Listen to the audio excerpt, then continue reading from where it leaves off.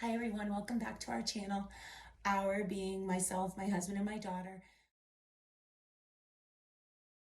This is the channel where we'll be documenting our Appalachian Trail 2023 through hike, which is in about 7 weeks, give or take. We have about 6 more weeks left of work, and we are all full on into the whole planning and preparation for this trip. We're all handling it, 3 of us under the same roof, all planning for a through hike. We realize how very lucky we are, but we also are just AT overload. This is all I need to actually survive it. Yeah. How much of these socks could I really get a light up? You're the one that's overpacking, Mom. Gear galore. And I think for some of these sit down one-on-one real talk videos, it's gonna probably be me. Although it's been truly amazing having everybody under this roof, planning for the same goal and adventure and journey on the Appalachian Trail. We've all been processing and planning so differently. YouTube on one TV, podcasts in the ears, self-help, self-motivation mindset, and true crime on the Appalachian Trail on another TV. So gear everywhere, and with just about 7 weeks before we head out and 6 weeks of work left, we are fully gearing up. And I know a lot of you are actually even closer to your start date. So I want to wish you all an abundance of luck and all things that you've been dreaming of.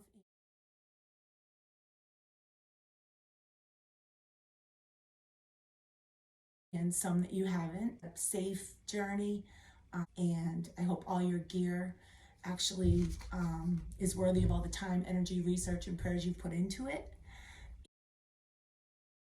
I hope that I meet you out there if our paths are supposed to cross, or I can at least watch you here on YouTube or on Instagram, which reminds me, subscribe to our channel. You can help motivate and encourage us. Just knowing people are out there and the support has just been amazing. It's truly humbling. I did decide for me, it's time for me to step away from pack weights and gear and overthinking all the little things and should I have gotten this and should I have gotten that? Will this work? Will this not work? I've decided to get back to the most important thing, and that's the gear between my ears. This next weeks leading up into Georgia, I'm mainly going to be focusing on that. I'm still going to try to get out on the trails. We went out this morning and I was going to practice vlogging because remember, this is all new to me too. I decided to just take that time quiet in the woods and just kind of prepare mentally. I'm a flashcard girl, so this has been me since my dad taught me how to do addition and subtraction when I was 4 years old. So honestly, I'm more of a repetition person, so when I read these every single day, it's kind of like helping me build my mindset for this journey. So that's what I'm here to talk to you today about. It's, it came back to, I started doing all this research on the trail, all these books here. Oops.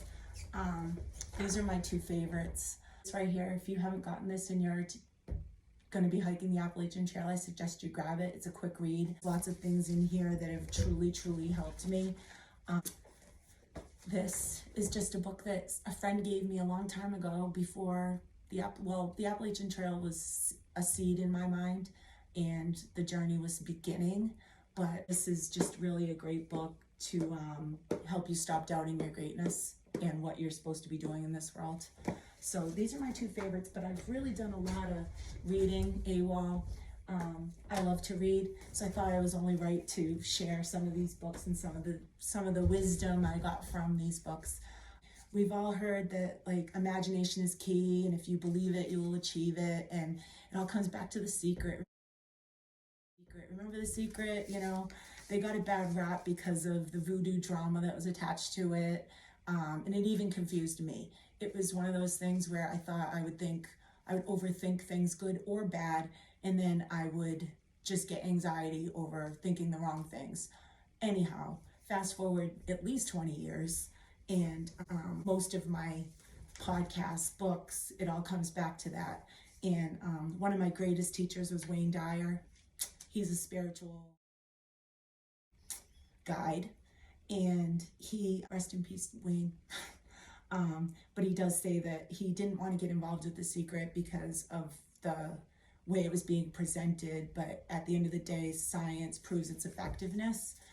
So I think that what I've done on my flashcards here is just kind of started with that. Instead of imagining myself on Katahdin at the finish, I'm going through and imagining all the other things I'll need to get through to get to Katahdin. So I'm focusing more on not the places, but the details, the wet ground, the wet shoes, the feeling of sitting down to get a snack or to just unload my pack and just being wet and grimy and sticky, and the sleepless nights, the mornings we just can't wake up, or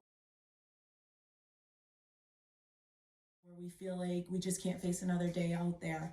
I'm just visualizing those things so vividly in the morning, at night. I'm also visualizing the sunshine healing and warming my soul when I feel like I can't go on, because I know those moments are going to be so, so powerful for me. But holy shit, like, this dream's coming true, right? So when is that other shoe gonna drop? I mean, this is my life, right? Things go good, and then, wait a minute, like, why all of a sudden am I not sleeping? Why does my knee hurt? I have a hole. Yeah, why am I tired? What do all these dreams mean? Do they mean something? Should I be paying attention to these? Experts say that the one thing for sure, if you're planning something so big that feels bigger than yourself, is that anxiety is going to kick in. It's going to show up. It's a mechanism that your brain uses to protect you. You'll feel, the connection between your brain and your body during those times. So I'm trying to focus on that. I'm also, went through in all my books of all the hikers that finished. And this goes way back to Grandma Gatewood.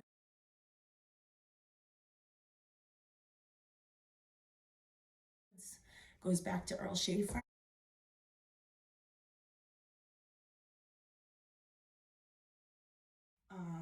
They all have so many things in common. The question in this book that you're supposed to ask yourself, are you badass enough? Badass enough to take on this thing that sets your soul on fire? It's time to believe that you are. And my husband and I were somewhere, and I said to somebody about a year ago that I would be, we're going to attempt to hike the Appalachian Trail from Georgia to Maine. And when we walked away after, my husband said to me, "Why did you say attempt?" And I remember coming home and I just doodled on a piece of paper, "I am hiking the Appalachian Trail, I am hiking the Appalachian Trail, I am." And I just kept writing it and writing it. And so now you are not attempting to hike the Appalachian Trail, you are hiking the Appalachian Trail. And I have about 10 note cards in a row that says that I look at. In the things that I got out of Zach Davis's book, The Appalachian Trails, the 3 questions, it's a workbook exercise. And the 3 questions are, I am through hiking the AT because, and that's your why. When I through hike the AT, and you list all the things that you can think of when you hike the Appalachian Trail, maybe experiences, and that's what I did. When I hike the trail, I will realize how strong I am. I will show myself how strong I am. I will be able to push through things I never thought I could push through. The last question is when I give up on hiking the Appalachian Trail. And that is harsh but effective, and it makes you feel gross. And when you answer that question, you will feel like you're gonna throw up, because it's not a question I even want to entertain. So I feel like the first 2 questions are just getting longer and longer each week when I write them. He also just says, basically, ignore the hype, take it as it comes. Resupply is your only essential thing, because that's for survival. You have everything else you need in your backpack. And if my air mattress pops, then I have 4 or 5 days before I can reset. So I'm going to look at this through hike as section hikes of 4 or 5 days, because maybe in the Smokies I'll be there a little longer, maybe not. Each 4 or 5 days I have a chance to reset, wash my clothes, go walk to a store, get a new shirt, do whatever I need to do. Maybe even color my hair. I don't know. I mean, if that's but I don't know. Let's just hope I'm not out there coloring my hair with Dollar General color. But, as an example, I have another list of just the things that will not stop me from finishing. And I'll be honest with you, coloring my hair is on the list. I'm a hairstylist. The Mindset Mentor, which is Rob Dial. If you haven't checked out his podcast, you should.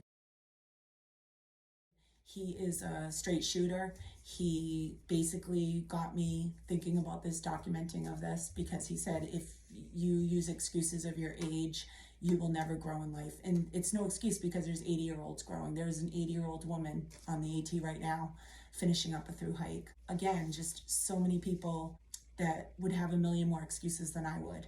So that's what I really want to do. And I wrote it numerous times. Break your hike into 4 or 5 day sections. Gives you an opportunity to change things. It makes me feel like I'm more in control. I expect that there will be a honeymoon where, I'll piss in vinegar, like, oh my gosh, go, go, go. And that's when I'm going to need to remind myself to simmer down. Me and my ready-made tramley, still not friends though, but my ready-made tramley, we've talked about that, how we need to slow down and we need to listen to each other's needs and what everybody's going through.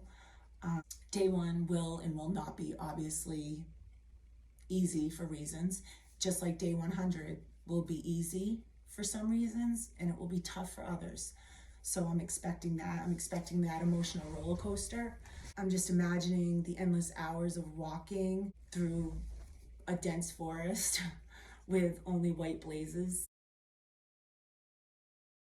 I'm gonna take some days when it feels overwhelming and I'm thinking that I'm gonna just focus on those white blazes one at a time. Boom, boom, just keep walking, guiding my way to the end. I don't want that end to come too soon. I'm afraid of that as well. I want to enjoy each and every moment. I'm going to ignore the hype. I'm going to take the trail as it comes. I'm not going to place fear into anybody else.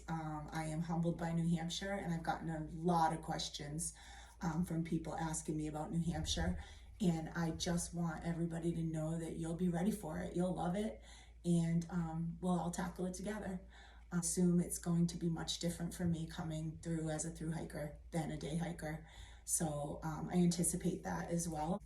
To become a slave to routine, the 25% of through hikers that actually complete the trail, they've become a slave to routine. They haven't gotten sidetracked in towns. I'm always going to try hard to choose a Nero over a zero. And if you don't know what that is, a zero is no miles and a Nero is some sort of miles.